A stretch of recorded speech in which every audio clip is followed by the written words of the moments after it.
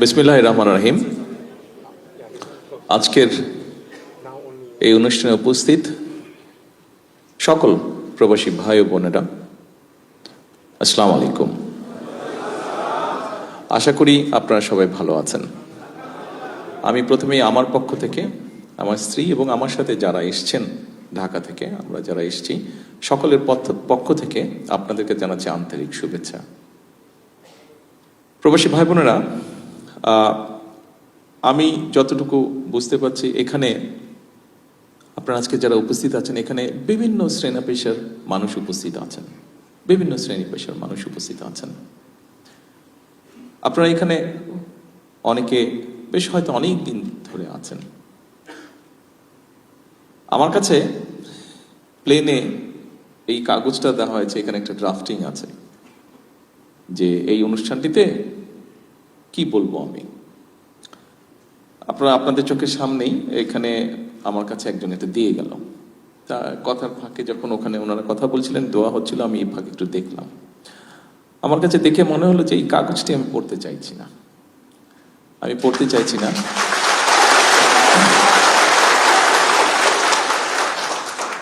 আমি এতগুলো বাংলাদেশি যখন আমার সামনে আছে, আপনারা যারা এখানে বিভিন্ন কারণে এই দেশে আছেন, আপনাদের সাথে আমি আমার কিছু চিন্তা ভাবনা আপনাদের সাথে শেয়ার করতে চাই। আমার মনে হয় আজকে বোধহয় সেটাই বোধহয় উপযুক্ত হবে। প্রিয় ভাই বোনেরা,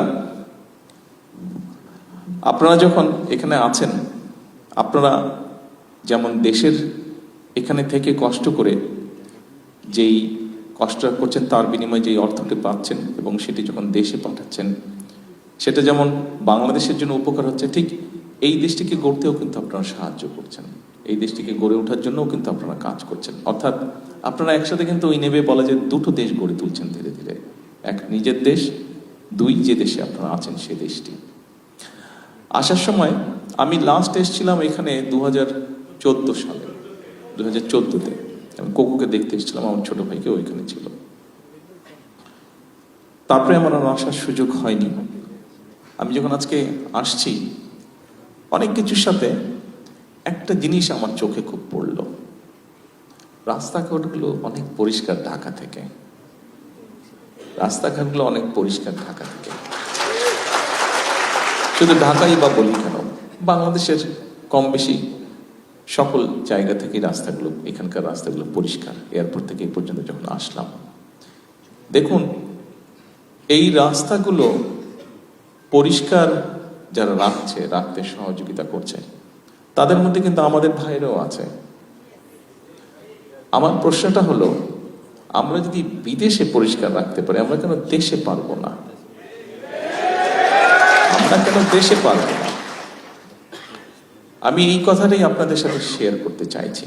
আপনারা যারা মালয়েশিয়াতে আছেন, আমাদের আরো বাংলাদেশি ভাইরা, প্রবাসী ভাইরা যারা পৃথিবীর বিভিন্ন দেশে আছেন, সবাই যখন বিদেশে যান, বিদেশে থাকেন, বিদেশে পরিশ্রম করছেন, যে দেশেই আছেন, সেই দেশটিকে যেমন গড়ে তুলতে সাহায্য করছেন, একই সাথে নিজের দেশকেও গড়ে তুলতে সাহায্য করছেন পরোক্ষভাবে। তা আমরা অন্য দেশ যদি গড়ে তুলতে সাহায্য করতে পারি, তা আমরা কেন নিজের দেশ করতে পারবো না? ডেফিনেটলি পারবো। হয়তো আমাদেরকে আরেকটু পরিকল্পনা করতে লাগবে। প্রিয় ভাই বোনেরা, আমি সেরকম বিষয় থেকে আজকে আপনাদের সামনে আমি কতগুলো কথা তুলে ধরতে চাই, আমাদের কিছু চিন্তা ভাবনা। যেমন প্রথমে যদি ধরি যে এই যে মালয়েশিয়া সরকারের আমন্ত্রণে গত নির্বাচনে আমরা যখন আলহামদুলিল্লাহ আল্লাহর মতে জয়যুক্ত হলাম, প্রথম যে কয়েকজন ব্যক্তি আমাকে ফোন করে অভিনন্দন জানিয়েছিলেন, তার মধ্যে ডক্টর আনোয়ার ইব্রাহিম, মালয়েশিয়ার প্রধানমন্ত্রী, উনি তার মধ্যে প্রথম দুই একজনের মধ্যে উনি একজন। এবং উনি আমাকে আমন্ত্রণ জানিয়েছেন আসার জন্য, সেই আমন্ত্রণেই আজকে এখানে এসেছি। কালকে ইনশাল্লাহ ওনার সাথে দেখা হবে, ওনার সাথে আমরা কথা বলবো। আমি জানি এখানে অনেকেই জানতে চাচ্ছেন হয়তো কি কি কথা হতে পারে। এটি জানতে চাচ্ছেন। হ্যাঁ, আমরা কিছু বিষয়ে কথা বলবো। এখানে প্রথমেই মালয়েশিয়া বলে যে বিষয়টি আছে, সেই বিষয়টি হচ্ছে যে আমাদের এখানে বহু শ্রমিক কাজ করেন অনেক দিন ধরে, যে কোনো কারণেই হোক আমাদের দেশ থেকে এখানে মানুষ আসতে পারছে না, কাজ নিয়ে জব নিয়ে এখানে আসতে পারছে না। একটি সমস্যা হয়তো তৈরি হয়ে আছে, আমরা তাদের সাথে আলোচনা করব ওনাদের সাথে যে এই সমস্যাটা আমরা কিভাবে কাটিয়ে উঠতে পারি, এটি যেরকম একটা আছে। একই সাথে আমাদের অনেক প্রবাসী ভাইরা আছে যারা বিভিন্ন কারণে, তাদের অনিচ্ছাকৃত কারণ হোক, বিভিন্ন কারণে অনেকেই বিভিন্নভাবে এই দেশের আটকে আছেন, দেশে ফিরতে পারছেন না। যতটুকু আমাদের কাছে হিসাব আছে প্রায় 2000-এর কাছাকাছি হবে মানুষ, বোধহয় বিভিন্নভাবে মিলিয়ে মানুষগুলো বিভিন্ন জায়গায় আটকে আছে। আমরা চেষ্টা করব এই মানুষগুলোকে কিভাবে এখান থেকে মুক্ত করা যায়, অন্তত ওনাদের সাথে আলোচনা করব এখানকার সরকারের সাথে। একই সাথে কিন্তু আমরা আরো বিষয় নিয়ে আলোচনা করতে চাই। যেমন আমরা জানি মালয়েশিয়া সেমিকন্ডাক্টর বা কম্পিউটার বা আইটি এই সেক্টরে ভালো। আমরা চাই যে তাদেরকে বাংলাদেশে আমন্ত্রণ জানাতে, এই দেশের ব্যবসায়ীদেরকে আমন্ত্রণ জানাতে বাংলাদেশে, যে তারা এই সেক্টরগুলো, আইটি হোক, এখানে অনেক ইন্ডাস্ট্রিজ আছে, ছোট ছোট অনেক ইন্ডাস্ট্রিজ আছে, টয় ইন্ডাস্ট্রি আছে, ইলেকট্রনিক ইন্ডাস্ট্রি আছে, এইগুলো দেশে তারা ইনভেস্ট করবে কিনা, বাংলাদেশে ইনভেস্ট করবে কিনা। অর্থাৎ আমরা শুধু একটা জায়গায় সীমাবদ্ধ থাকতে চাইছি না। আমরা যেটা জানি, মালয়েশিয়া বললেই আমরা মনে করি যে ঠিক আছে শ্রমিক, এই শ্রমিকদেরকেও আমরা চাইছি যে পরবর্তীতে যারা আসবে শ্রমিক, ওনাদেরকেও আমরা চাইছি শুধু যাতে অদক্ষ শ্রমিক না আসে, দক্ষ শ্রমিক যেতে আছে দেশ থেকে সবাই শ্রমিক। ইভেন আমিও একজন শ্রমিক, আমি যখন কাজ করছি আমিও শ্রমিক, হয়তো ডিফারেন্ট প্যাটার্নের শ্রমিক, কিন্তু আমিও একজন শ্রমিক। কাজেই বাংলাদেশ থেকে যারা আসবেন, সেটা মালয়েশিয়া হোক, পৃথিবীর অন্য কোনো দেশে হোক, তাদেরকে আমরা ট্রেনিং দিতে চাইছি। এই যে এখান থেকে আমি চায়নাতে যে যাব, এখান থেকে সেখানে তাদের সাথে আলাপ করব, এখানে মালয়েশিয়ানদের সাথে আলাপ করব, এর মধ্যে আমাদের জার্মানদের সাথে আলাপ হয়েছে, জাপানিজদের সাথে আলাপ হয়েছে, আমাদের ব্রিটিশদের সাথে আলাপ হয়েছে। আমাদের দেশে যে টেকনিক্যাল ইনস্টিটিউশনগুলো আছে, এগুলো আমরা ডেভেলপ করতে চাই, এগুলোকে আমরা আপগ্রেড করতে চাই। কি আপগ্রেড করতে চাই? আমরা কাজ করছি, আমরা বের করার চেষ্টা করছি যে আমাদের দেশের প্রায় 1.5 কোটি মানুষ পৃথিবীর বিভিন্ন দেশে আছে। এই 1.5 কোটি মানুষগুলো সাধারণত কি ধরনের কাজ করছে, 1 নম্বর। দ্বিতীয়ত হচ্ছে যে আগামী 10 বছর কোথায় কোথায় বাংলাদেশ থেকে মানুষ বিভিন্ন টাইপের কাজ নিয়ে, বিভিন্ন ডিফারেন্ট ক্যাটাগরির জব নিয়ে তারা যেতে পারে, কি সেগুলো, সেটাকে আমরা বের করার চেষ্টা করছি। অলরেডি দায়িত্ব দেওয়া হচ্ছে সরকারের কনসার্ন ডিপার্টমেন্টকে, তারা কাজ করছে, সেটা বের করার চেষ্টা করছি। সেইভাবে করে আমরা আমাদের লোকজনকে রেডি করব। যেমন ধরেন, আমরা যদি জাপানের কথা ধরি, জাপানিজদের সাথে আমাদের যেটা কথা হয়েছে, তারা তাদের দেশে নিশ্চয়ই আপনাদের ধারণা আছে, এখান থেকে তো খুব বেশি দূরে না, তাদের দেশের পপুলেশন কিন্তু এখন মাইনাসের দিকে, অর্থাৎ তাদের দেশে বয়স্ক মানুষের সংখ্যা বেশি, কর্মক্ষম বা ইয়াং মানুষের সংখ্যা কম, তাদের দেশে কমে যাচ্ছে ধীরে ধীরে। ফলে তাদের বড় দুটো সমস্যা দেখা দিচ্ছে। এক, তাদের যে কৃষি জমিগুলো আছে, এই কৃষি জমিগুলোতে তাদের কাজ করার মানুষের সংখ্যা কমে যাচ্ছে, তার পাচ্ছে না। 2, যেহেতু বয়স্ক মানুষের সংখ্যা বেশি, তাদের একটা সমস্যা হচ্ছে তাদের কেয়ারটেকার তারা পাচ্ছে না। বয়স্ক মানুষদেরকে যে লুক আফটার করতে হবে, তাদের মিল ফ্যাক্টরিতে হয়তো রোবট কাজ করছে, কিন্তু রোবট তো আর মানুষকে ওইভাবে টেক কেয়ার করতে পারে না। মানুষের তো হিউম্যান টাচ দরকার, হিউম্যান ফিলিংস দরকার, এখন কেয়ারার দরকার। এখন সেই দেশে যদি আমরা, জাপানে যদি আমরা মানুষ এমনি দিতে চেষ্টা করি, তাহলে কিন্তু তারা নিতে পারবে না। কারণ জাপান, আপনারা জানেন, আমরা মোটামুটি জানি, একটু কনজারভেটিভ সোসাইটি 1 নম্বর, এবং জাপানিজ লোকজন সাধারণত জাপানিজ তাদের নিজস্ব ল্যাঙ্গুয়েজ ছাড়া কথা বলে না। তো এখন আমরা যদি সেখানে মানুষ পাঠাই, তাহলে যেটা আমাদের করতে হবে, তাদের কালচার মিনিমাম একটা ট্রেনিং দিতে হবে, 1 নম্বর। দ্বিতীয়ত, তাদের ফার্মিংটা কি টাইপের হয় সেটা ট্রেনিং দিতে হবে। তৃতীয়ত, হেলথ কেয়ারের যেটা, তাদের কাজটা কি হবে, শুধু পাঠিয়ে দিলে তো হবে না। যদি পুরুষ হোক নারী হোক, যদি হেলথ কেয়ারের হিসাবে যায়, হেলথ কেয়ারের মিনিমাম বেসিক কতগুলো ট্রেনিং আছে, বিভিন্ন ধরনের পেশেন্ট থাকে, বিভিন্ন ধরনের এলডারলি পেশেন্ট থাকে বা এলডারলি লোকজন থাকে, এক একজনের সবার তো এক রকমের হেলথ কেয়ার লাগে না, বিভিন্ন ক্যাটাগরির আছে। এবং সবচেয়ে বড় যে জিনিসটা হচ্ছে ভাষাটা, কাজেই তাদেরকে একটা ভাষা শিক্ষা দিয়ে আমাদেরকে পাঠাতে হবে। কাজে আমরা সেভাবে করে সাজানোর চেষ্টা করছি, একটু সময় লাগবে, আমরা সেভাবে করে গড়ে তোলার চেষ্টা করছি আমাদের ইনস্টিটিউশনের ভাষাগুলোকে। ঠিক একইভাবে ইউরোপের ক্ষেত্রে বলুন, ইভেন আমরা চেষ্টা করছি আগামী, আমাদের এখানে আমাদের লেবার মিনিস্টার সাহেব আছেন বসে, আগামী 1 বছরের মধ্যে আমরা আশা করছি ইনশাল্লাহ মধ্যপ্রাচ্যে আমাদের যে সকল মানুষ যাবেন তাদেরকে আমরা বেসিক অ্যারাবিক ল্যাঙ্গুয়েজ কোর্সটা আমরা শিখিয়ে তাদেরকে পাঠাবো, যাতে করে আমি জানি এখানে ঘরে উপস্থিত আপনাদের পরিচিত কেউ আছে কিনা, যদি পরিচিত কেউ থাকে যারা সৌদি আরবে বা কাতারে বা কুয়েতে এইসব দেশে কাজ করে, খেয়াল জিজ্ঞেস করে দেখবেন কথা প্রসঙ্গে যদি পরিচিত কেউ থাকে। অনেক লোক আছে বাংলাদেশ থেকে, পাকিস্তান থেকে, ইন্ডিয়া থেকে, এই 3 দেশ থেকে ধরেন গিয়েছে, 3 জন ব্যক্তি একই সাথে গিয়েছে, কিন্তু ওই 2 দেশের ব্যক্তি দেখবেন প্রমোশন পেয়ে আগে চলে গেছে, অথবা মালিক যে আছে সে একটু প্রায়োরিটি দেয় ওই দেশের। কেন মালিক প্রায়োরিটি দেয়? কারণ তারা ওই ভাষাগুলা শিখে যায় এবং কিছু এথিক্স আদব কায়দা শিখে যায়। একটা ঘটনা আপনাদেরকে বলি, এক সাউদি ভদ্রলোক, সে একজন ইন্ডিয়ানকে, সে তার বাসার তার যে ছেলে মেয়ে আছে তাদেরকে স্কুল থেকে আনা নেওয়ার জন্য দায়িত্ব দিয়েছে। তার কিন্তু একজন বাংলাদেশিও আছে, কিন্তু বাংলাদেশিকে সে দায়িত্বটা দেয় না, কিন্তু আর সবকিছু মোটামুটি তাকে সুবিধা দিচ্ছে হয়তো। তো একদিন ওই বাংলাদেশি তাকে জিজ্ঞেস করেছে, আচ্ছা বস, আপনি আমাকে বাচ্চাদেরকে দেন না কেন? তো বলে যে, দেখ তুই সবই ভালো, সবকিছু আছে বুঝলাম, কিন্তু তুমি তো ইংরেজি বলতে পারো না, আর ওই যে ইন্ডিয়ানটা আছে ও ইংরেজি বলতে পারে, ফলে যেটা হচ্ছে আমার বাচ্চারা যখন স্কুল থেকে বাসায় আসে তখন কিন্তু তারা ওর সাথে কথা বলে, ও তাদের সাথে কথা বলে, ভালো মন্দ সবকিছু কথা বলতে বলতে আসতে পারে, ওদের কোনো সুবিধা অসুবিধা বলতে পারে, কিন্তু তুমি তো সেটা পারছো না, সেই জন্য তোমাকে আমি ওখানে দিচ্ছি না। আমি আপনাদেরকে একটা ছোট্ট উদাহরণ দিলাম যে এই সমস্যাগুলো হয়। তো আমরা যদি আমাদের যারা যায় বিভিন্ন, যেমন কাতারে খুব সম্ভব তাই তো, কাতারে না 6,000 ড্রাইভার নেবে, তাদেরকে এখন ট্রেনিং দেওয়া হবে, তাদেরকে লোকাল ল্যাঙ্গুয়েজ শেখানো হবে, তাদেরকে একটা বেসিক ইংলিশ ক্লোজ দেওয়া হবে, আর এমনি যেগুলো টেকনিক্যাল ট্রেনিং আছে সেগুলো দেওয়া হবে। তার ফলে আমরা যদি আমাদের মানুষদেরকে এইভাবে প্রস্তুত করে পাঠাতে পারি তাহলে কি হবে, ভ্যালু অ্যাড, অর্থাৎ আপনি তো পরিশ্রম করছেন, 8 ঘন্টা হোক, 10 ঘন্টা হোক, 12 ঘন্টা হোক, আপনি পরিশ্রম করছেন, 15 ঘন্টা হোক পরিশ্রম করছেন, কিন্তু আপনি যদি ভ্যালু অ্যাড করতে পারেন, অর্থাৎ আপনার মধ্যে যদি ট্রেনিং থাকে কোনো, আপনার মধ্যে সেই দক্ষতা যদি থাকে, তাহলে যেটা সম্ভব হবে সেটা হচ্ছে যে আপনি যদি এখন ঘন্টায় 100 টাকা পান, তখন আপনি ঘন্টায় 300 টাকা পাবেন। সেটা আপনার জন্য লাভ হচ্ছে, আপনার পরিবারের জন্য লাভ হচ্ছে, আর আলটিমেটলি দেশের জন্য তো অবশ্যই লাভ হচ্ছে। তো আমাদের এখন গোলটা হচ্ছে এটা, আমরা বাংলাদেশ থেকে যে সকল দেশে প্রবাসী আমাদের যারা বিভিন্ন ক্যাটাগরির মানুষ যারা যান, আমরা চাচ্ছি এনাদেরকে আমরা এইভাবে ট্রেনিং দিতে, এইভাবে ট্রেনিং দিয়ে পাঠাতে, অর্থাৎ এই সেক্টরটাকে ধীরে ধীরে আমরা গড়ে তুলতে।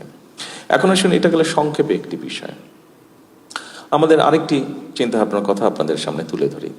যেহেতু বিদেশে আছেন, সারাক্ষণ মন তো দেশে পড়েই থাকে সবার, হয়তো অনেকেরই ফ্যামিলি আছে, তারপরেও দেশে মন পড়ে থাকে, হয়তো প্রতি 15-20 মিনিট, আধা ঘন্টা, 1 ঘন্টা অন্তর অন্তর মাঝে মাঝে ফ্যামিলির সাথে হয়তো টুকটাক মেসেজ আদান প্রদান করছেনই আপনারা কম বেশি সবাই।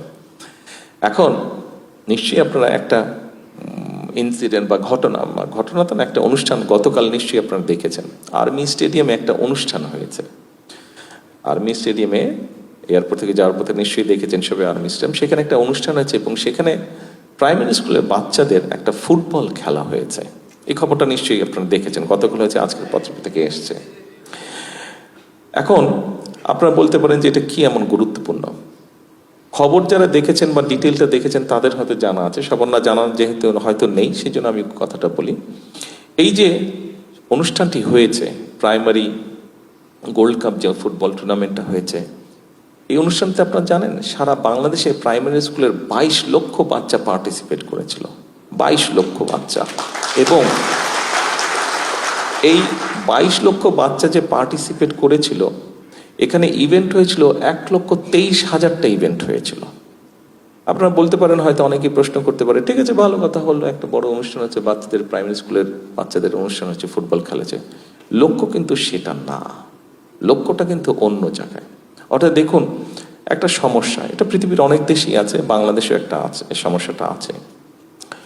এখন এই সমস্যাটাকে তো আপনাকে অ্যাড্রেস করতে হবে এবং একই সাথে আপনাকে আরো অনেকগুলো পরিকল্পনা চিন্তা করতে হবে। আসুন সমস্যা কি সেটা আমরা তুলে ধরি সংক্ষেপে। সমস্যাটা হচ্ছে ড্রাগের একটা সমস্যা, আপনারা জানেন কম বেশি আমাদের সমাজে আছে। এখন একটা বাচ্চা, সে প্রাইমারি স্কুলের বাচ্চা হোক, সে সেকেন্ডারি স্কুলের বাচ্চা হোক, ইন্টারমিডিয়েট লেভেলের বাচ্চা হোক, অর্থাৎ বয়সটা কত, 8 বছর, 15 বছর, 20 বছর, 22 বছর, এই যে বাচ্চাটা, এই এই এই বয়সের বাচ্চারা যারা, এদের কিন্তু মানসিক এবং শারীরিক অসম্ভব এনার্জি থাকে। আমরা এই বয়সটা পার হয়ে এসেছি, কাজে আমরা জানি এই গাছে উঠে যাচ্ছে, এই দেওয়ালে উঠে যাচ্ছে, এই পুকুরে ঝাঁপ দিচ্ছি, কিছু একটা করছি, মানে অর্থাৎ কিছু একটা করতে ইচ্ছা করে, সারাক্ষণ মাইন্ড কাজ করছে, মন কাজ করছে, সারাক্ষণ ব্রেন কাজ করছে, এবং আমরা সেটা তো বার্ন করতে হবে কোথাও। এখন দেখেন দেশে খেলার মাঠগুলো হয় দখল হয়ে গিয়েছে, এই গল্প বলে তো আর লাভ নাই, এটা কম বেশি সবাই আমরা জানি। খেলার মাঠ বলতে গেলে নেই দেশে। আচ্ছা, শহরগুলোতে বলতে গেলে ঢাকা শহরে তো নেই, বড় শহরগুলোতেও খুব লিমিটেড। এখন এই বাচ্চাগুলোকে তো আপনার একটা এভিনিউ দিতে হবে, তাদের যে এনার্জিটা, মানসিক এবং শারীরিক যে এনার্জিটা, তো বার্ন করার জায়গা দিতে হবে।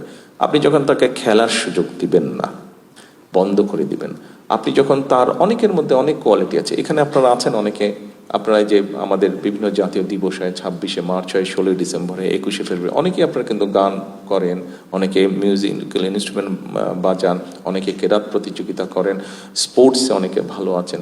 এই যে আপনাদের মধ্যে এই কোয়ালিটিগুলো, একটা মানুষ, বাচ্চারা যারা আছে, যেই বাচ্চাগুলোর আমি কথা বললাম, এই বাচ্চাগুলোর মধ্যে তো এই এনার্জিটা আছে এবং তাদের এই কোয়ালিটি আছে। অনেকের কারো গান শিখতে ইচ্ছা করে, কারো নাচ শিখতে করে, কারো ছবি আঁকতে ইচ্ছা করে, কারো কবিতা আবৃত্তি করতে ইচ্ছা করে, কারো কেরাত প্রতিযোগিতা করতে ইচ্ছা করে। এখন আমাদের এরা আমাদের সন্তান, আমাদের ভবিষ্যৎ। আমাদেরকে তো উপায় বের করে দিতে হবে যে সে যাতে সঠিক ডাইরেকশনে থাকে। এরকমই একটি ডাইরেকশন হচ্ছে, আমরা চাইছি যে আমাদের বাচ্চাদেরকে আমরা খেলার মাঠে ফিরে নিয়ে আসি। সারাদিন ফেসবুক থাকা অথবা অন্য কোনো আকর্ষণ থেকে, অন্য কোনো কিছুর ভিতর থেকে আমরা আস্তে আস্তে আমাদের জেনারেশনটাকে নিয়ে আসি প্রোডাক্টিভিটিতে। এবং সে কারণেই এই প্রাইমারি স্কুলে আমরা খেলার আয়োজন করেছি। শুধু তো ফুটবল হয়েছে, ইনশাল্লাহ অন্য স্পোর্টস, অর্থাৎ একটি বাচ্চা, আমাদের মূল যেটি পরিকল্পনা হচ্ছে, লং টার্ম যেটি পরিকল্পনা হচ্ছে, একটি বাচ্চা, এখানে আপনাদের যাদের ফ্যামিলি আছে, যাদের ছেলেমেয়েরা আছে স্কুলে, আপনি দেখেন বাচ্চা যখন সকালে স্কুলে যাচ্ছে, খেলাধুলা লেখাপড়া সব করে যখন সে বিকেলে বা সন্ধ্যায় বাসায় আছে, তখন কিন্তু সে অসম্ভব টায়ার্ড থাকছে, কোনো রকমে হোমওয়ার্কটা করে ধাপাস ঘুমিয়ে পড়ছে সে, তাই না? তাই তো বিষয়টা। অর্থাৎ আমরা চাইছি আমাদের বাচ্চারা সকালবেলা যাবে, স্কুল করবে, খেলাধুলা করবে, অথবা অন্য তার যেই কোয়ালিটি থাকবে, যেই এক্সট্রা ক্যারিকুলামের কোয়ালিটি থাকবে, সেইটার সুযোগ তাকে দেওয়া হবে। অর্থাৎ একটা প্রোডাক্টিভ ভাবে তার টাইমটা, তার মেধাটা, তার শক্তিটা, সবকিছু সে একটা প্রোডাক্টিভ কিছুতে প্রয়োগ করে। সেই ফেসবুক বলেন, ইন্টারনেট বলেন, বা অন্য খারাপ কিছু বলেন, সেখান থেকে ধীরে ধীরে ধীরে ধীরে এদেরকে বের করে নিয়ে আসা। অর্থাৎ আমরা আসার সময় যে সাইনবোর্ডটা দেখলাম, এডুকেশন ফার্স্ট না কি জানি, এটা দেখলাম না, তুমি দেখালে যে, হ্যাঁ, এডুকেশন ফার্স্ট। এখানে আসার সময় নিশ্চয়ই আপনাদের চোখে পড়েছে, আমি দেখিনি, জুবায়েদা উনি দেখেছেন, একটা সাইনবোর্ড কোনো এক জায়গায় এয়ারপোর্ট রোডে লেখা ছিল এডুকেশন ফার্স্ট, এডুকেশন ফার্স্ট, বিরাট একটা জায়গায় লেখা ছিল, উনি আমাকে বললেন এডুকেশন ফার্স্ট। অর্থাৎ আমাদের টার্গেটটা হচ্ছে এটা। আমাদের বাচ্চাদের মধ্যে, আমরা অন্য দেশের প্লেয়ারদেরকে নিয়ে গল্প করি, দেখেন রিসেন্টলি আমাদের ইয়াং মেয়েরা বলেন, ছেলেরা বলেন, ক্রিকেট বলেন, ফুটবল বলেন, ভালো করছে, কিন্তু ইন্টারন্যাশনাল এভিনিউতে আমাদের ছেলেমেয়েরা কিন্তু ভালো করছে। দেখেন যখন আপনি পত্রিকা পড়েন যে মেয়েরা ফুটবলে চ্যাম্পিয়ন হয়েছে, ছেলেরা ক্রিকেটে ভালো করেছে, ভালো লাগে না নিজের কাছে? নিজে তো ভালো, তো এটা তো আমাদেরই সন্তান। আমাদের লক্ষ্যটা ওটাই হচ্ছে, অর্থাৎ আমরা আমাদের বাচ্চাদেরকে খেলাধুলায় নিয়ে যেতে চাইছি, যে খেলুক। আমরা স্কুল থেকে, সরকার থেকে ব্যবস্থা করবো, স্কুলগুলোতে বিভিন্ন রকম খেলার ব্যবস্থা করব। আমরা একটা প্রতিযোগিতা শুরু করেছি, আপনাদের অনেকেরই একটা নাম খুব পরিচিত আছে, নতুন করি। এটা শহীদ রাষ্ট্রপতি জিয়াউর রহমান কারিকুলাম ছিল, গান, কবি, ছবি আঁকা, এগুলা। এটার সাথে আমরা নতুন একটা অ্যাড করেছি, নতুন একটা সাবজেক্ট অ্যাড করেছি, সেটা হচ্ছে স্পোর্টস। নতুন করিতে ওটা আছে, এটা স্পোর্টস। অর্থাৎ আমরা স্কুল লেভেলে, স্কুলের সিলেবাসের মধ্যে আমরা খেলাধুলাকে নিয়ে যাব। মোটামুটিভাবে এই পর্যন্ত নতুন কুড়ি স্পোর্টসের মধ্যে 8টা স্পোর্টসকে বাছাই করা হয়েছে, এবং স্কুল পর্যায়ে সিলেবাসের মধ্যে আমরা স্পোর্টস 5টা স্পোর্টস আমরা স্কুল পর্যায়ে দিব আমরা সিলেবাসের মধ্যে। এটা ইনশাল্লাহ আগামী বছর থেকে শুরু হবে না স্পোর্টস, আগামী বছর থেকে এটা শুরু হবে। ওকে, ওর সিলেবাসটা, স্পোর্টসের সিলেবাসটা এমনভাবে তৈরি করার চেষ্টা করছি আমরা যে ওর ফুটবলটা, ও যেরকম অঙ্ক, ইতিহাস, বাংলা, ইংরেজি, ভূগোল যেভাবে সাবজেক্ট হয়, খেলাটা ওর একটা সাবজেক্ট থাকবে, ওইটাতে ওকে পাশ করতে হবে। ওটাতে পাশ না করলে কিন্তু পরীক্ষা পাশ হবে না। কাজে এইভাবে করে আমরা নিয়ে আসতে চাইছি। ঠিক একইভাবে আরেকটি বলি আপনাদেরকে, আমি আমার চিন্তাগুলা কি করতে চাইছি, যেহেতু সরকারের দায়িত্ব আমাদেরকে দিয়েছে জনগণ, আমরা কি করতে চাইছি, আমি কি করতে চাইছি আপনাদের সাথে শেয়ার করছি। এটাই আজকে আপনাদের সাথে কথা বলার সুযোগ হচ্ছে, সেই সুযোগটা আমি এইভাবে নিচ্ছি। আমি আমার চিন্তাগুলো আপনাদের শেয়ার করতে চাইছি। যদি মনে করেন যে কোনোটা চিন্তা পছন্দ না, বলবেন আমাকে। আচ্ছা, আসেন আরেকটা বিষয় শেয়ার করি আপনাদের সাথে। কয়েকদিন আগে, আমি জানি না আপনারা খেয়াল করেছেন কিনা কেউ কেউ, আমরা ছোট যখন ছিলাম, অনেকেরই এখানে সেই এক্সপেরিয়েন্স আছে, একটা অনুষ্ঠান হতো, অনেক কমে গিয়েছে দেখেছি অনুষ্ঠানটা, এটাকে আমরা আবার রিভাইভ করার চেষ্টা করছি অনুষ্ঠানে। সেটা সায়েন্স ফেয়ার হতো, কিন্তু সারা দেশে বিভিন্ন স্কুলে আমরা বিজ্ঞান মেলা হতো। আমরা ইনোভেশন নামে আমরা একটি অনুষ্ঠান শুরু করেছি। এই অনুষ্ঠানটি উপজেলা, জেলা পর্যায়ে হয়ে গিয়েছে। গত সপ্তাহে জেলা পর্যায়ে হয়েছে সারা বাংলাদেশের। এটা আগামী 29 তারিখে চীন মৈত্রীতে নেশন ওয়াইড, যেটা ন্যাশনাল, যেটা ইনশাল্লাহ চীন মৈত্রীতে হবে। অর্থাৎ আমরা আমাদের বাচ্চাদেরকে, আমাদের ছেলে মেয়েদেরকে আমরা ইনোভেটিভ, যে যার যেটা মাথায় যেটা আছে, 2জন বন্ধু হোক, 3জন বন্ধু হোক, নিজে সে একা হোক, কি সে করতে পারে, কি সে চিন্তা করে, তার কোনো কিছু ইনোভেট করার, কিছু আবিষ্কার করার, কিছু বানানোর কি সেটা চিন্তা, সেইটা সে যাতে বহিঃপ্রকাশ করতে পারে, সেটার যাতে প্রতিফলন সে ঘটাতে পারে, সেইটার জন্য আমরা অনুষ্ঠান শুরু করেছি। সেই অনুষ্ঠানটার ফাইনালটা হবে, নেশন ওয়াইডটা হবে ইনশাল্লাহ 29 তারিখে চীন মৈত্রীতে হবে। গেল খেলা, গেল ইনোভেশন।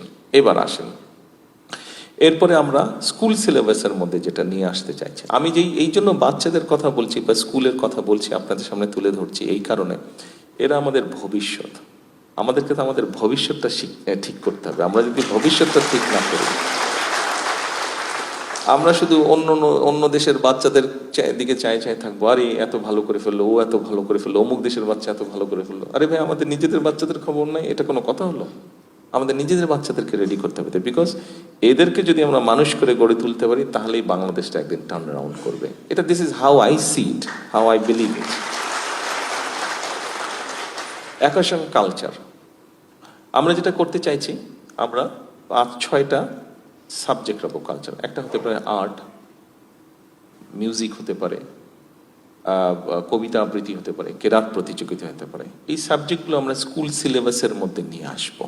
অর্থাৎ কেউ যদি গান শিখে, তাকে ওই গান ওইভাবে শেখার আমরা ব্যবস্থা করব, এবং তাকে পরীক্ষা হবে রীতিমতন। কেউ যদি মিউজিক্যাল ইনস্ট্রুমেন্ট বাজানো শিখে, তাকে ওইভাবেই সিলেবাস দেওয়া হবে, ওইভাবেই তার পরীক্ষা হবে।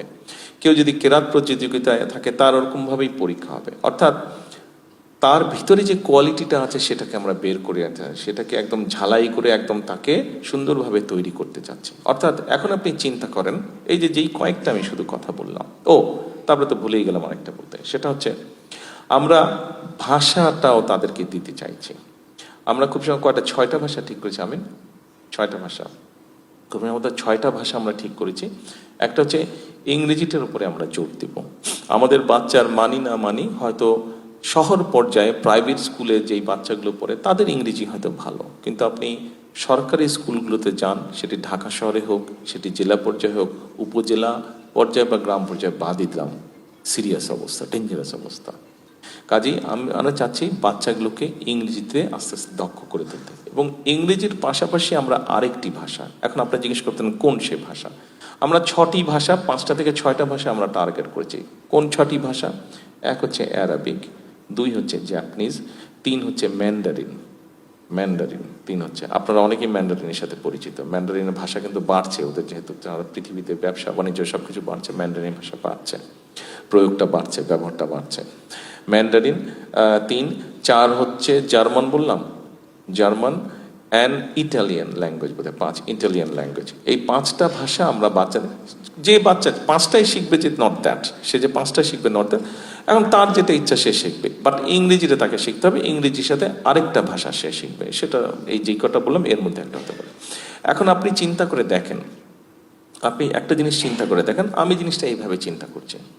একটা বাচ্চা আজকে ক্লাস 1তেই বলেন বা 3তেই বলেন, 5এই বলেন আছে, এই বাচ্চাটা এই যে আমরা যেই সুযোগগুলো তৈরি করতে চাচ্ছি, এই সুযোগগুলো যদি আমরা তাদেরকে তৈরি করতে পারি ক্লাস 1-এর থেকে, এবং এই বাচ্চাটা যদি ক্লাস 12 পর্যন্ত with some vocational training, theory and both practical, অর্থাৎ একটা জিনিস এটা নষ্ট হয়ে গেল, বাতিটা নষ্ট হয়ে গেলো, এটাকে কিভাবে ফিক্স করবে, এই ট্রেনিংটা যদি তাকে আমরা দিতে পারি, এরকম যদি আরও ট্রেনিং দিতে পারি, তো এরকম এটাও আমরা ইনক্লুড করছি ভোকেশনাল ট্রেনিংয়ের যে প্র্যাকটিক্যাল এবং থিওরি, এটা বোধহয় এটা ক্লাস 8 থেকে 12 পাবেন, 6 থেকে ক্লাস 12 পর্যন্ত, 6 থেকে ক্লাস 12 পর্যন্ত প্র্যাকটিক্যালটা হবে, থিওরিটা তার আগে নাকি? ও 6-7 থিওরি, 8 থেকে, হ্যাঁ, এই 6-7 থিওরি ওই বোর্ডের মধ্যে আছে, তো ওই জন্য ওকে মাঝে মাঝে জিজ্ঞেস করছি আমি। তো 6-7 হচ্ছে থিওরি, এবং তারপরে 8-9-10 প্র্যাকটিক্যাল। তো এখন চিন্তা করেন, একটা বাচ্চা এতক্ষণ যেই গল্পগুলো আপনাদেরকে বললাম, গল্প না আসলে, গল্প শব্দটা আমি বলেছি, গল্প না, এগুলো হচ্ছে আমাদের পরিকল্পনা, এবং আমরা ইনশাল্লাহ এগুলোকে বাস্তবায়ন করব, কাজ শুরু করে ফেলেছি আমরা। এখন কাজের আউটপুটটা পেতে একটু সময় লাগবে, কারণ সিলেবাসটাকে গুছাতে হবে। আপনি চিন্তা করেন, আপনি যদি ফুটবলের জন্য 5,000 টিচার নেন, বাস্কেটবলের জন্য 5,000 টিচার নেন, ভলিবলের জন্য 5,000 টিচার নেন, মানে 15,000 টিচার। এই 15,000 টিচারও তো আমাকে বের করতে হবে, 15,000 টিচার আমাকে রিক্রুট করতে হবে, 15,000 টিচারকে কিভাবে আমরা বেতন ভাতা দিয়ে দিব, সেটা একটা বিষয় আছে। তারপরে যদি চিন্তা করেন যে কালচার, এখন যে গানের টিচার বের করতে হবে ধরেন 5,000, কবিতা আবৃত্তির টিচার বের করতে হবে 5,000, আর্টের টিচার বের করতে হবে 5,000, গেল 15,000, 15 30,000। তারপরে খেলা গেল, কালচার গেল। এখন যদি আপনি অন্য আরো সাবজেক্ট যেগুলো থাকে, ভাষার টিচার, যেমন আমরা জাপানিজ ভাষার টিচার বাংলাদেশে পাচ্ছি না, এখন আমরা চেষ্টা করছি অনলাইনে জাপানের সাথে কানেক্ট করে কি করা যায়। ইটালিয়ান পেয়েছি আমরা, আমরা এনাফ টিচার পাচ্ছি না, সেই জন্য একটু সময় লাগছে, কিন্তু দেশের ভিতর থেকে আমরা চেষ্টা করছি টিচারগুলো, অর্থাৎ কাজগুলো শুরু হয়ে গিয়েছে, কাজগুলো শুরু করেছে। ইনশাল্লাহ আমরা আশা করছি আল্লাহর রহমতে যদি ঠিকঠাক মতন এগোতে পারি, আগামী বছর থেকে এই সিলেবাসটা ইন্ট্রোডিউস হচ্ছে, আগামী বছর থেকে। আচ্ছা, তো এখন আপনারা চিন্তা করে দেখেন জিনিসটা, এই ঘরে যারা আছেন, আপনাদের প্রত্যেকের ঘরেই, নিজেরই হোক, ভাইয়ের হোক, পরিবারের অন্য আপনজনের হোক, বোনের হোক, ছোট সন্তান আছে, প্রাইমারি স্কুলে বা সেকেন্ডারি স্কুলে যারা যায়, আপনারা এখানে প্রত্যেকের আছে, হয় নিজের প্রাইমারি স্কুল বা সেকেন্ডারি স্কুলের নিজের সন্তান আছে, অথবা ভাই বোন আত্মীয় স্বজনের সন্তান আছে। এই বাচ্চাটা আপনার ভাগিনা হোক, ভাতিজা হোক, যাই হোক না কেন, আপনি নিজে কল্পনা করে দেখেন, এই বাচ্চাটা যখন দুটো ল্যাঙ্গুয়েজ পারবে, ইংরেজির সাথে সাথে আরেকটা ল্যাঙ্গুয়েজ পারবে, ধরেন সে জাপানিজ ল্যাঙ্গুয়েজ পারে, সে যখন খেলাধুলার কোনো একটা খেলাধুলায় যখন সে মোটামুটিভাবে ভালো পারবে, সে যখন একটা মিউজিক্যাল ইকুইপমেন্ট বাড়াতে পারবে, সে যদি আর্ট করতে পারে, এই বাচ্চা যখন বড় হবে, তার যখন ভোকেশনাল বেসিক ট্রেনিং থাকবে, আপনি বলেন তো এই বাচ্চা যখন বড় হবে, ওকে কে ঠেকায় রাখতে পারবে কোন কাজে? সেটা দেশের ভিতরেই হোক, দেশের বাইরেই হোক, ওকে কাজে কে ঠেকিয়ে রাখতে পারবে? ওকে তো খুব ডিফিকাল্ট ওকে রাখা, ও যে কোনো দেশের যে কোনো বাচ্চার সাথে সে কম্পিট করতে পারবে। কাজেই আমাদের শিক্ষা নিয়ে, আমাদের বর্তমান ভবিষ্যৎ যারা, তাদেরকে নিয়ে আমাদের চিন্তা ভাবনা হচ্ছে এইটা। আমি আপনাদেরকে অনেক কিছু বলতে পারতাম, কিন্তু আপনাদেরকে আমি ভবিষ্যৎ আমি কিভাবে চিন্তা করছি, আমাদের যারা ভবিষ্যৎ দেশ গড়ে তুলবে। যেমন গতকালকে আমি বাচ্চাদেরকে যখন অ্যাড্রেস করছিলাম, আমি তো ওদেরকে একটা কথা বলেছিলাম, আমরা তো বুড়ো হয়ে যাচ্ছি, নেক্সট টার্ম তোমাদেরকে রেডি হতে হবে। আমি জিনিসটা ওভাবে দেখি, জিনিসটা ওভাবে বিশ্বাস করি বলেই আমি কথাটা ওইভাবে বলেছি, এবং জিনিসটা ওভাবে বিশ্বাস করি বলেই আমাদের পরিকল্পনাটা আমরা এইভাবে সাজাচ্ছি। এখন এরপরে আসুন, আমার আরেকটি কাজ বা চিন্তা ভাবনা আপনাদের সাথে আমি শেয়ার করতে চাই। সেটি হচ্ছে, এর মধ্যে আপনারা দেখেছেন আমরা সারা বাংলাদেশে খাল কাটার কর্মসূচি দিয়েছি। দেখলাম ব্যাপারটা নিয়ে অনেকে বেশ হাসি ঠাট্টা করছে। আমার পরিষ্কার মনে আছে, আব্বা যখন শুরু করেছিলেন তখন তো অনেক ইয়াং ছিলাম আমি, কিন্তু মনে আছে পরিষ্কার যে একদিন আমি পেপারেই পড়ছিলাম যে তৎকালীন অপোজিশনের কেউ একজন বলছে জিয়াউর রহমান খাল কেটে কুমির নিয়ে আসবে। তো দেখলাম ইদানিংও অনেকে এরকম কিছু কিছু কথাবার্তা বলছে। তো কথাবার্তা বলছে, ঠিক আছে, বলবি, সবাই তো আর আমাদের মতন বলবে না, যার যেটা ইচ্ছা বলুক, কিন্তু আমাদেরকে আমাদের কাজটা করতে হবে। এর মধ্যে আমি দেখলাম বেশ কয়েকটি টিভি চ্যানেল এবং অনলাইন নিউজও আমি দেখলাম যে তারা নিউজ করছে, বিভিন্ন জায়গায় আমরা খাল কাটা যে শুরু করেছি, আমরা তো খাল কাটা শুরু করলাম রোজার থেকে, খুব বেশি টাইম আমরা পাইনি কারণ বর্ষা চলে এসছে, অনেকগুলো খাল, বাট মোটামুটিভাবে বেশ এই পর্যন্ত 1000 কিলোমিটারের মতন সারা দেশে খাল কাটা হয়েছে। আমাদের খাল নতুন করে কাটা পুনর্খনন মিলিয়ে 1000 কিলোমিটারের মতন এবার হয়েছে। আমরা এখন আর পারবো না এই মাসের থেকে, আগামী যে জুলাই মাস থেকে তো আমরা পারবো না, আগামী কয়েক মাস, কারণ বর্ষা চলে আসছে। কিন্তু যেটা নিউজ দেখলাম এবং বিভিন্ন খবর যেটা জোগাড় করলাম, সব জায়গায় যে 100% ঠিকঠাক মতন হচ্ছে তা না, ফাঁকি ঝুঁকি হয়েছে, সেটাও আমরা চেক করছি অনবরত, সেটা আমরা চেক করছি। ফাঁকি ঝুঁকি পেলেই আমরা চেষ্টা করছি ওটাকে আবার যাতে ঠিক করা হয়। বাট তারপরেও এই পর্যন্ত যেটা দেখলাম যে অনেক জায়গায় দেখলাম মানুষ পানি পাচ্ছে, কৃষকরা পানি পাচ্ছে। এখানে আপনারা যারা আছেন আপনারা অনেকেই কিন্তু গ্রামে বসবাস করেন, গ্রামে আপনাদের বসত বাড়ি আছে, বাড়িতে যান অথবা এখান থেকেও সোজা যান। বাংলাদেশে একটা ডেঞ্জারাস অবস্থার মধ্যে আমরা আছি। সেই ডেঞ্জারাস অবস্থাটা কি দেখুন, 20 কোটি মানুষ, আমাদের 20 কোটি মানুষ, প্রায় কিন্তু পত্রপত্রিকায় আমরা পড়তাম যে বিভিন্ন জায়গায় নদী শুকিয়ে যাচ্ছে, বিভিন্ন জায়গায় খাল বিল শুকিয়ে যাচ্ছে, মানুষ পানির অভাবে কষ্ট পাচ্ছে। অনেক সময় কিন্তু আপনারা যারা বিশেষ করে যাদের ফ্যামিলি চাষাবাসের সাথে সম্পৃক্ত আছেন, আপনাদের নিশ্চয়ই ধারণা আছে, আপনার বয়স যখন 15 বছর 18 বছর ছিল তখন আপনার পরিবার যারা ডিপ টিউবওয়েল ব্যবহার করতেন চাষবাসের জন্য, তখন যতটুকু গভীরে গেলে পানি পাওয়া যেত, এখন তার থেকে আরো 1-150 ফিট বেশি গভীরে যেতে হয় মিনিমাম। এই অভিজ্ঞতা নিশ্চয়ই এই ঘরে অনেকেরই আছে। আমি নিজে যখন ছোট ছিলাম, ধরেন আমার বয়স যখন 10-12 ছিল, তখন আমার পরিষ্কার মনে আছে ঢাকার ক্যান্টনমেন্টে আমরা যেই বাসায় থাকতাম, কোনো এক কারণে একবার একটা গর্ত করা হয়েছিল। ওই গর্তটা বোধহয় 6-7 ফিট, যখন গর্তটা খুললো দেখলাম পানি বের হচ্ছে। এখন ওই এলাকায় মিনিমাম 500 ফিট না গেলে পানি পাওয়া যায় না, আন্ডারগ্রাউন্ড ওয়াটার যেটা, পানি পাওয়া যায় না। এরকম আমি এই যে দেশের মধ্যে বিভিন্ন জায়গায় যাচ্ছি, অনেক জায়গা থেকে দেখলাম রিপোর্ট এসছে, বর্ষার সময় একদিকে বর্ষা মানে বর্ষায় ধুয়ে সাফা হয়ে যাচ্ছে সবকিছু, কিন্তু তার থেকে একটু দূরে কৃষকরা বর্ষার সময় পানির কষ্ট পাচ্ছে, ঠিকভাবে পানিটা প্ল্যান ওয়েতে পানিটা, অর্থাৎ তার খেতে সে বর্ষার সময়ও পানি দিতে পারছে না, পানিটা নিতে পারছে না। তখন আপনি চিন্তা করে দেখেন, এই যে নদী নালা খাল বিল শুকিয়ে যাচ্ছে, নদীগুলা ভরাট হয়ে যাচ্ছে, বর্ষার সময় পানি আসছে 7 দিন 10 দিন পানি থাকছে, 2 সপ্তাহ ম্যাক্সিমাম 3 সপ্তাহ পরে পানি নাই আবার। এখন 20 কোটি মানুষ প্রতিদিন পানি ব্যবহার করছে, এবং প্রতিদিন আমরা নিজেদের ব্যবহারের জন্যই হোক অথবা আমাদের কৃষিকার্যের জন্যই হোক না কেন, এই যে নিচে থেকে পানি ব্যবহার করছি, কিরকম একটা ডেঞ্জারাস অবস্থার মধ্যে আমরা যাচ্ছি। প্রতিদিন 20 কোটি মানুষের কি পরিমাণ পানি লাগে, এভারেজে একটা মানুষের সাধারণত প্রতিদিন 100 লিটার +- 100 লিটার মতন পানি ব্যবহার করে। তাহলে 20 কোটি মানুষ কত লিটার পানি ব্যবহার করে আপনি চিন্তা করে দেখুন। একটা জিনিস খেয়াল করে দেখবেন, বাংলাদেশে যাদের বাড়িঘরগুলো ওয়াটার বডি থেকে একটু দূরে, কোনো নদী পুকুর খালের থেকে দূরে, আপনি খেয়াল করে দেখবেন সেই এলাকার মানুষগুলোর কিন্তু স্কিন ডিজিজ বেশি হয়। কারণ হচ্ছে তারা এনাফ পানি পায় না, ফলে ঠিকভাবে হাত মুখ ধুতে পারছে না, গোসল করতে পারছে না, ফলে আস্তে আস্তে স্কিন ডিজিজ হয় ওইসব এলাকায় বা ওইসব ফ্যামিলিতে স্কিন ডিজিজ সমস্যা থাকে। এখন এই যে দেখেন স্কিন ডিজিজে মানুষের কষ্টের কথা বললাম, দৈনন্দিন কষ্টের কথা বললাম, পানি ব্যবহারের অসুখ বিসুখের কথা বললাম, কৃষির কথা বললাম, আমাদেরকে তো এটার একটা সলিউশন বের করতে হবে।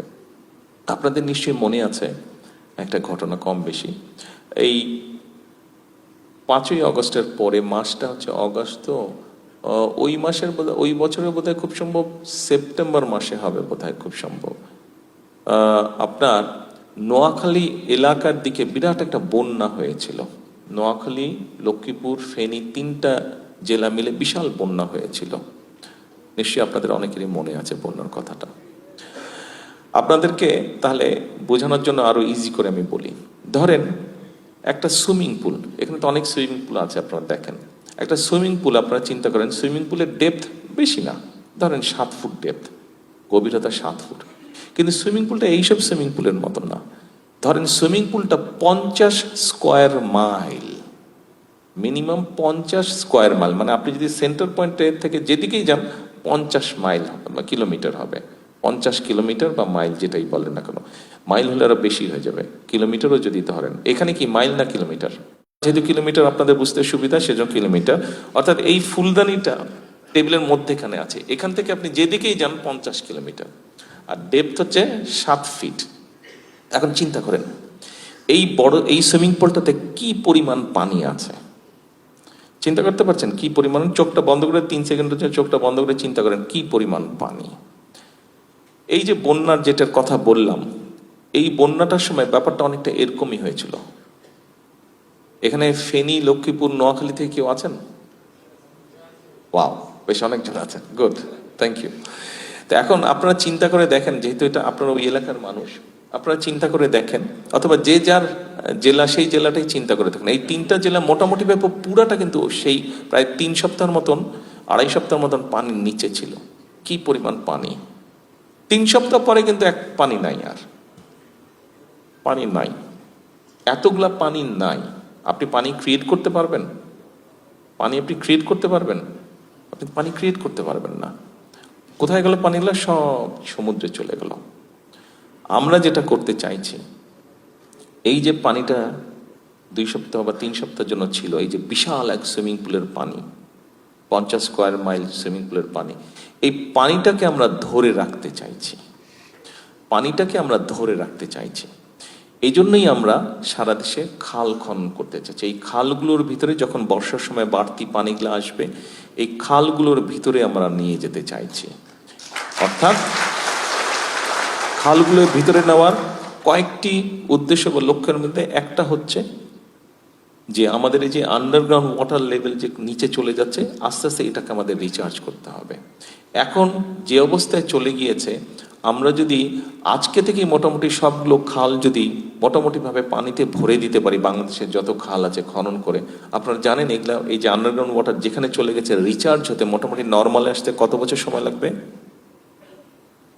30 বছর মিনিমাম, 30 বছর। মানে আপনি এই কাজটা আজকে শুরু করলে এইটার সুফল আমরা হয়তো এই ঘরে উপস্থিত অনেকেই দেখে যেতে পারবো না আমাদের জীবন দশায়, 30 বছর লাগবে। তাহলে চিন্তা করেন এই কাজটা করাটা কতটুকু গুরুত্বপূর্ণ আমাদের জন্য। তারপরে তো কৃষিকাজের জন্য ব্যবহারের জন্য আছে। আর এই যে আল্লাহর দেওয়া যে পানি, এটা যে চলে যাচ্ছে, এটাকে তো আমাদের ব্যবহার করতে হবে সঠিকভাবে। এবং সেজন্যই আপনারা নিশ্চয়ই খবরে এটাও দেখেছেন যে আমরা এর মধ্যে পদ্মাটা আমরা মোটামুটিভাবে একনেকে পাশ করেছি, তিস্তাটাতে আমরা করছি, তিস্তাটা নিয়ে আমরা কাজ করছি, এখানে আমরা কিছু কারেকশন করছি, প্ল্যানের কিছু পরিকল্পনা পরিবর্তন করছি। অর্থাৎ এই তিস্তা এবং পদ্মা দুটোতে আমরা দুটো বিরাট ব্যারেজ অর্থাৎ ওয়াটার রিটেনার আমরা তৈরি করব। যেই ওয়াটার রিটেনার তৈরি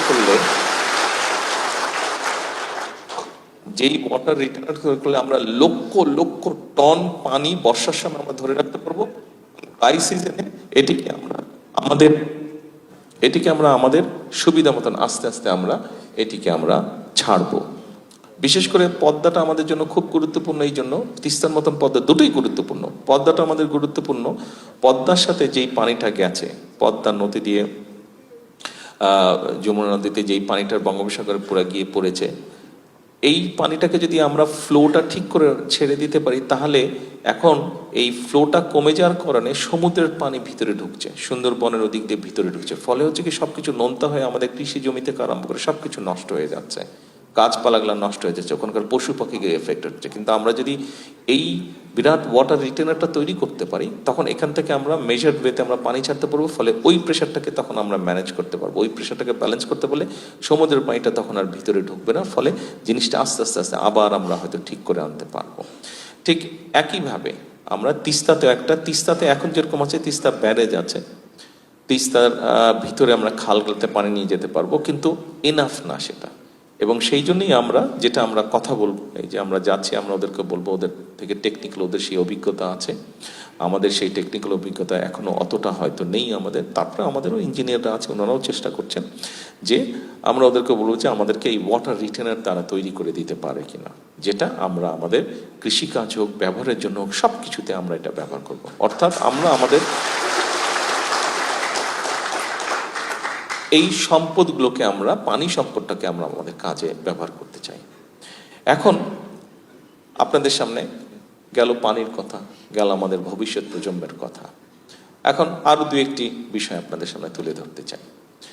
আপনারা নিশ্চয়ই একটি খুব কথা শুনেছেন, এর মধ্যে কথাটা খুব পপুলার হয়েছে, বিশেষ করে মা বোনদের কাছে কথাটা খুব পপুলার হয়েছে গ্রামে গঞ্জে, that is family card. Family card নামক একটা কার্ডের কথা আপনারা শুনেছেন।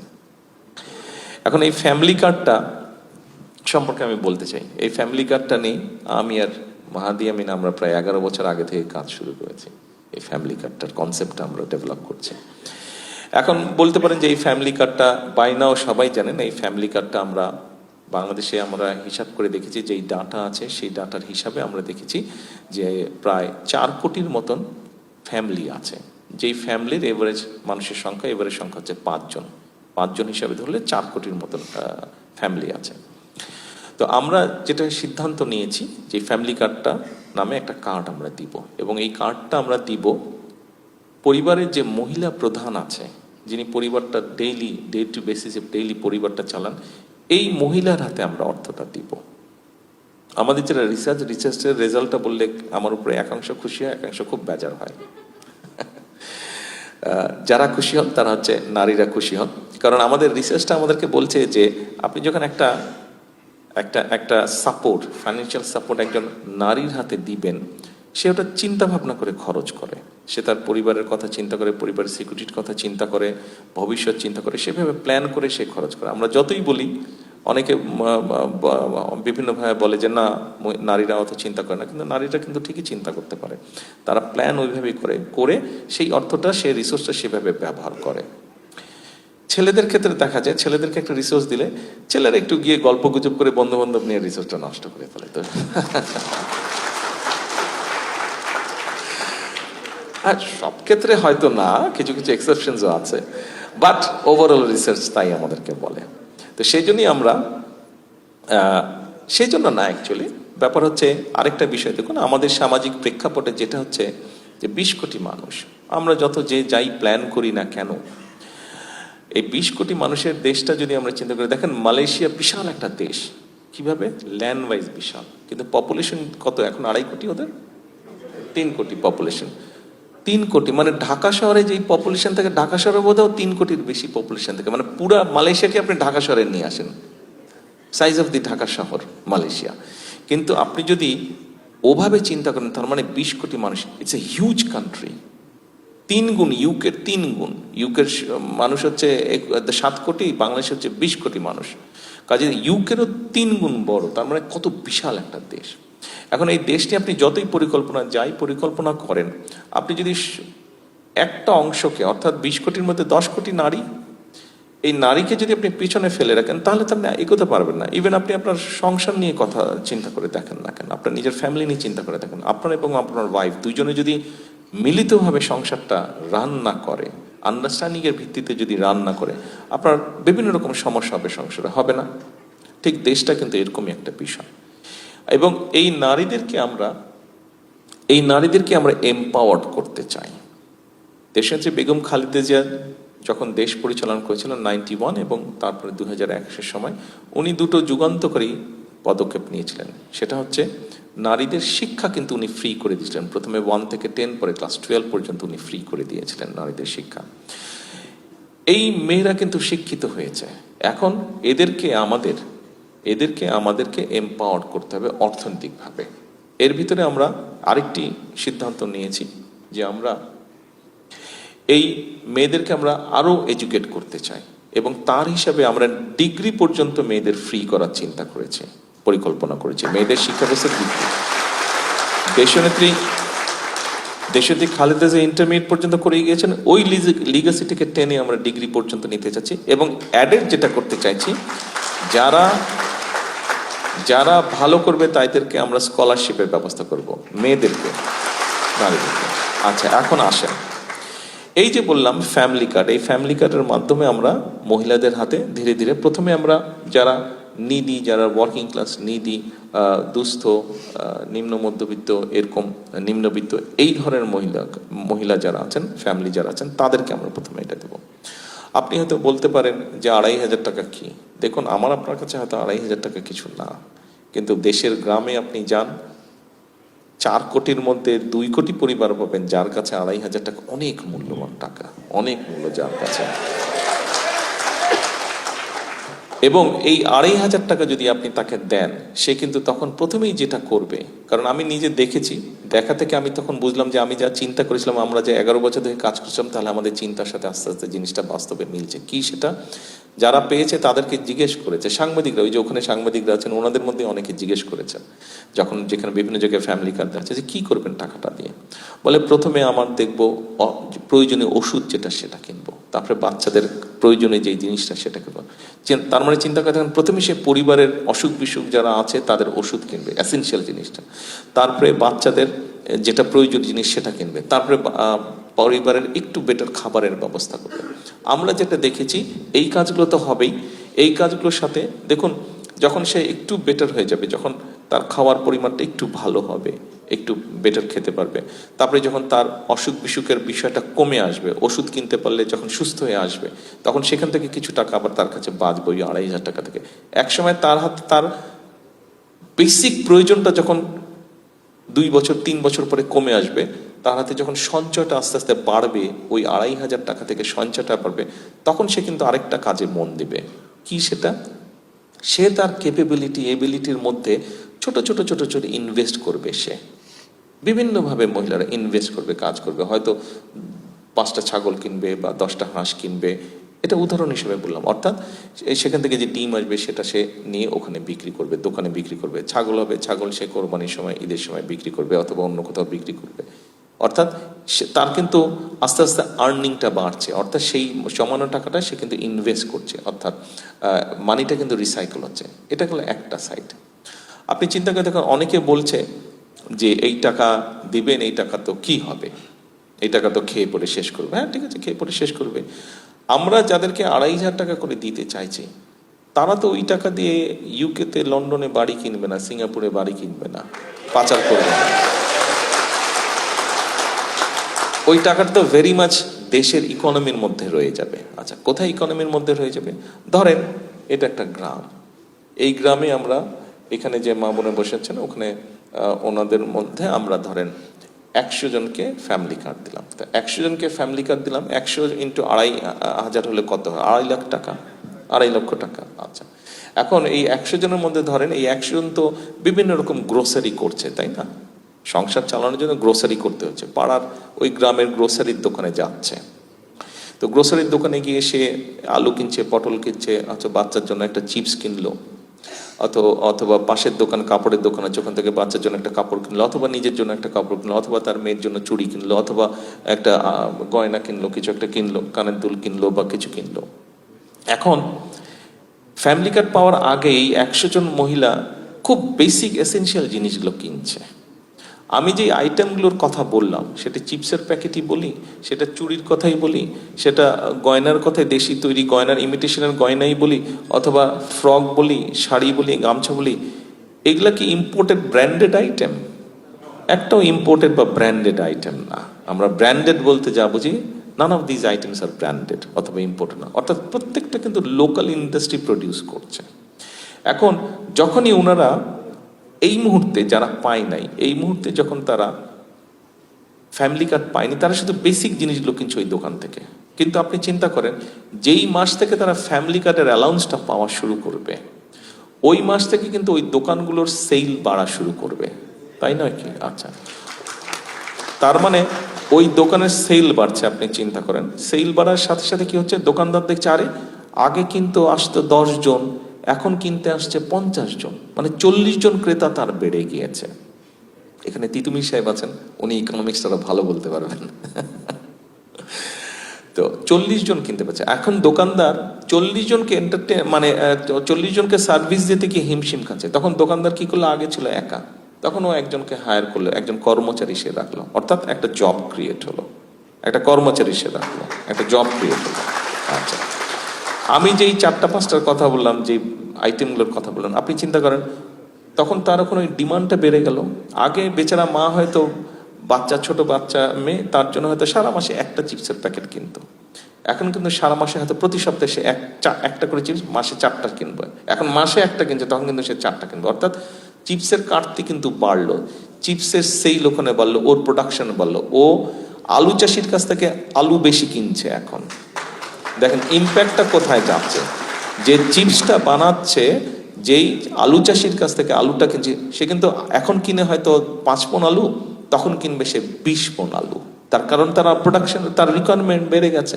আচ্ছা, এখন আলুটা যে চাষবাস করছে ওখানেও তো খেতে খামারে কাজ করছে। আচ্ছা, তারপরে আলুটা আগে 5 মণ আলু আনতে হয়তো 1 ট্রাক লাগতো, এখন 20 মণ আলু আনতে তো 4 ট্রাক লাগবে। তার মানে ট্রাকের ড্রাইভারের একটা জব হলো, আলুগুলো যে উঠাচ্ছে, স্টোরিং করছে। অর্থাৎ আপনি দেখেন মাল্টিপ্লাই করেন জিনিসটাকে, কোথায় ইকোনমিক গ্রোথটা কোথায় হচ্ছে। এখন আমরা 2,500 টাকা দিলাম, 100 জনকে দিলেন আপনি 2.5 লাখ টাকা। এটা যখন আপনি 1 কোটিকে দিবেন, 1 কোটি মানুষের হাতে যখন 2,500 টাকা, এখন গুণ করেন, সবার ফোন আছে, ফোনে ক্যালকুলেটর আছে, গুণ করেন আপনার ফাইন্যান্সিয়াল ইম্প্যাক্টটা, ইকোনমিক ইম্প্যাক্টটা কোথায় গিয়ে পড়ছে। এবং কিন্তু এই যে আপনি 2,500কে 1 কোটি দিয়ে গুণ করলে যেই টাকাটা হয়, আমি কাউকে উদ্দেশ্য করে বলছি না, আমরা অতীতে দেখেছি এই টাকাটা অনেকে ব্যাংক থেকে লোন নিয়েছে, এই করবে সেই করবে, কিন্তু সেই টাকার দেশে থাকেনি, সেই টাকা কোথায় চলে গেছে আপনারা জানেন। সো এই হচ্ছে আমাদের চিন্তাটা, আমরা এই জন্য ফ্যামিলি কার্ড করতে চাইছি, অর্থাৎ আমাদের উদ্দেশ্য।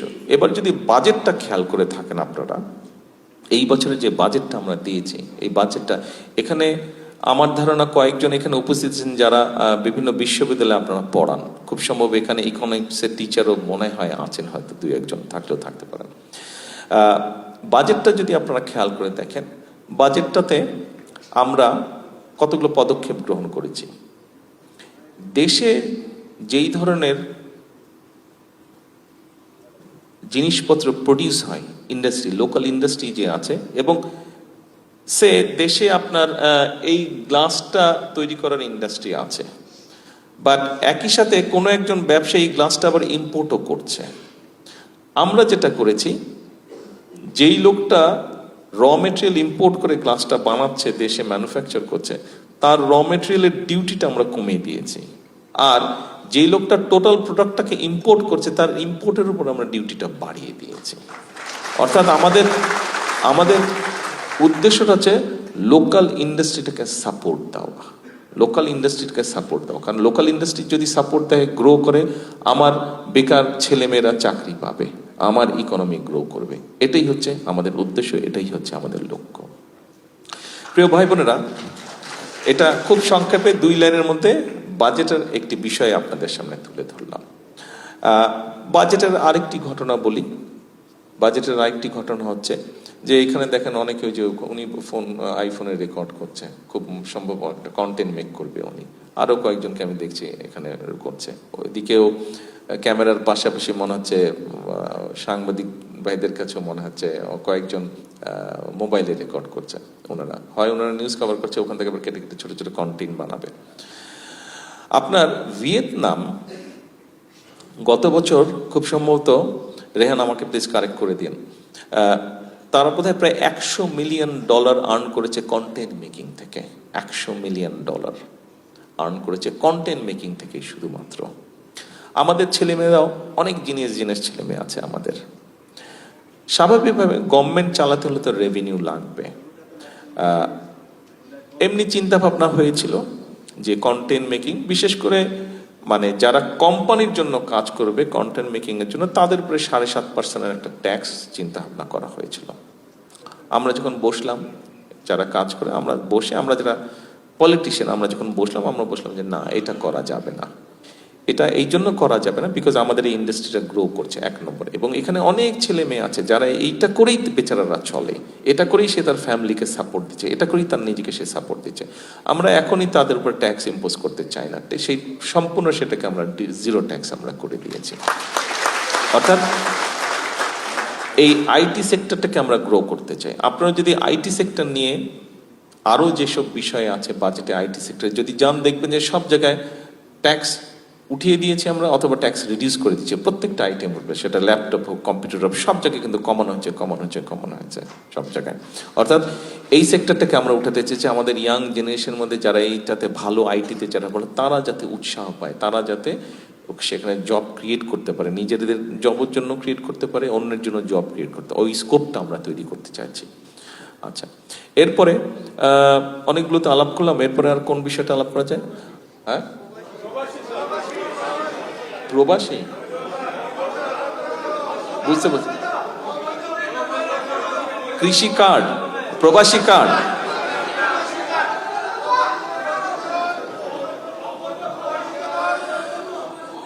আচ্ছা, প্রবাসী কার্ডের বিষয়টা আমার মনে হয়, প্রবাসী কার্ডের যে বিষয়টা সেটা হচ্ছে যে দেখুন, গভর্নমেন্টের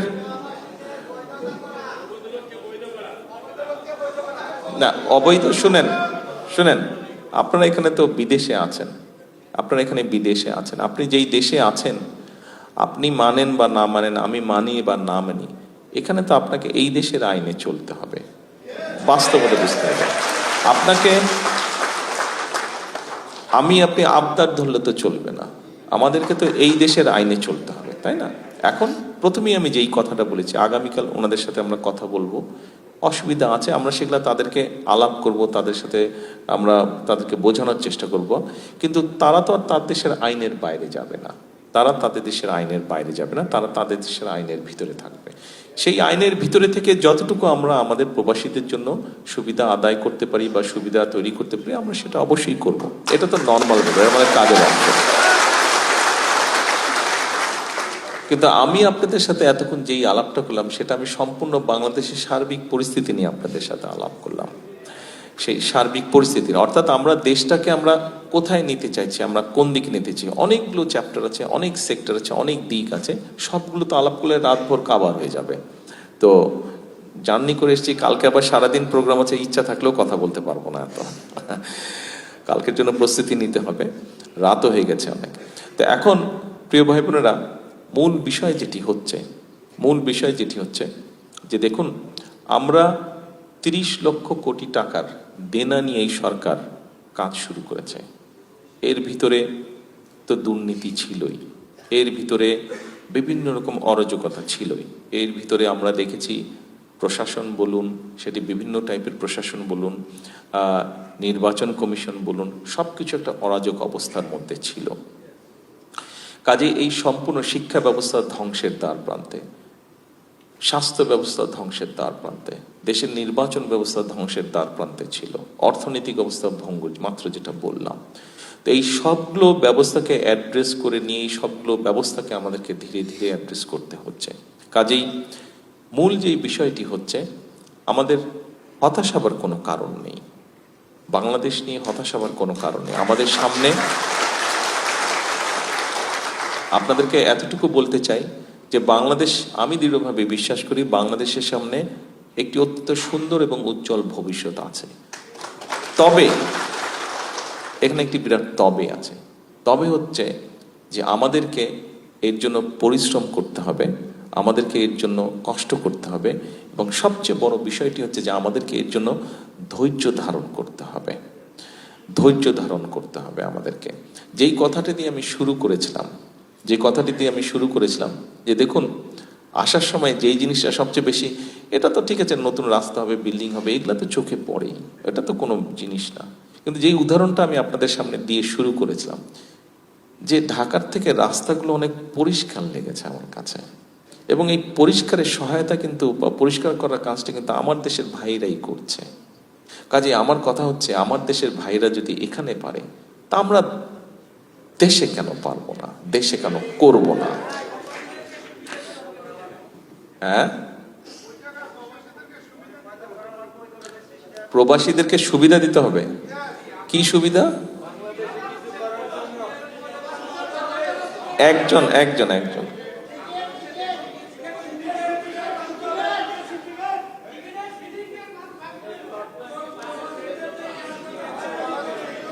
আচ্ছা ভাইরা, সবাই একটু চুপ করবেন।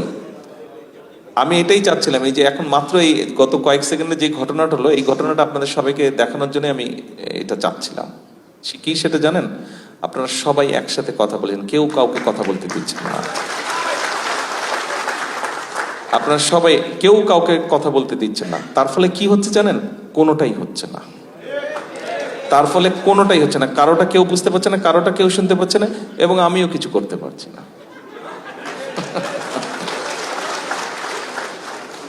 এই জায়গাটা থেকে আমাদের আসতে হবে।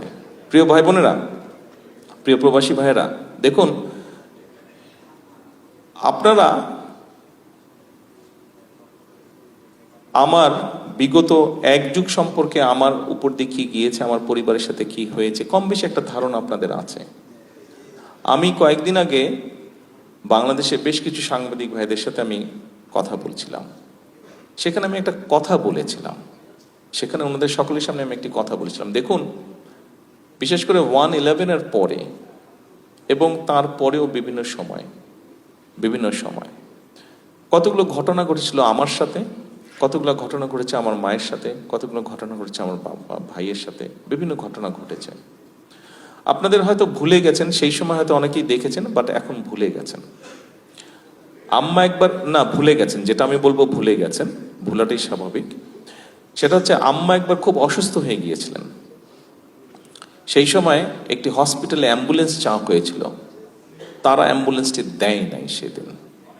ঠিক আছে, এখন এক মিনিট, আমি যেটা বলতে চাইছি দয়া করে একটু শুনুন। তারা সেটি দেয়নি অ্যাম্বুলেন্সটি। এখন আজকে এই মুহূর্তে বিএনপি দেশ পরিচালনার দায়িত্বে আছে, I am the prime minister.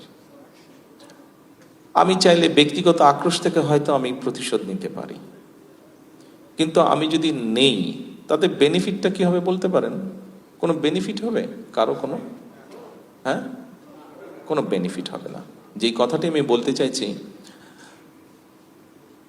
আমি গত প্রায় কতক্ষণ ধরে কথা বলছি, 1 ঘন্টা হচ্ছে। এই যে গত 45 মিনিট ধরে কথা বলছি, গত 45 মিনিট যাবত কথা বলছি, যে জিনিসটা আপনাদেরকে বোঝাতে চাইছি সেটি হচ্ছে যে দেখুন, আমাদেরকে একটি বিষয় থেকে বের হতে হবে। আপনাদের সামনে যে পরিকল্পনাগুলো তুলে ধরলাম, এই পরিকল্পনাগুলো আমাদের সবার জন্যই আমরা করেছি। আমরা যদি সকলে মিলে হইচই করি, সকলে মিলে যদি শুধু নিজেরটা দাবি করি, তাহলে কোনোটাই হবে না। শুধু যদি নিজেরটা আমরা চিন্তা করি, কোনোটাই হবে না। দেশ আমাদের সবার, আমাদেরকে সবাইকে ধৈর্য ধারণ করে ধীরে ধীরে এগোতে হবে। সেজন্য আজকে আপনাদেরকে বলবো, আপনি প্রবাসী, হ্যাঁ আপনি প্রবাসী, আমিও তো দেশি। আপনার যেরকম দেশের উপরে দাবি আছে, আমার উপরে দেশের উপরে দাবি আছে, রাইট? আসেন না কথাটাকে চেঞ্জ করি। আমরা দাবি কথাটা কেন আমরা বারে বারে বলি, কেন আমরা ভিন্নভাবে চিন্তা করি না? আমরা দাবিটাকে ভুলে গিয়ে কেন আমরা বলি না, প্রবাসী হিসেবে আপনার যেরকম দেশের প্রতি কর্তব্য আছে, দেশি হিসেবে আমারও তো দেশের প্রতি কর্তব্য আছে। আসুন না আজকে আমরা আমাদের কি দাবি আছে সেটা থেকে বেরিয়ে এসে আমরা চিন্তা করি আমাদের কি কর্তব্য আছে দেশের প্রতি, what we can do for the country.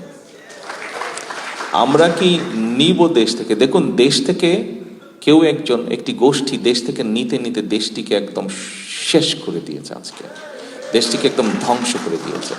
ঠিক আছে, হয়েছে, ঠিক আছে হয়েছে, কি করার? কিছু করার ছিল না। আমরা চেষ্টা করেছি, বুকের রক্ত দিয়েছে মানুষ, দেশকে স্বৈরাচার মুক্ত করেছে।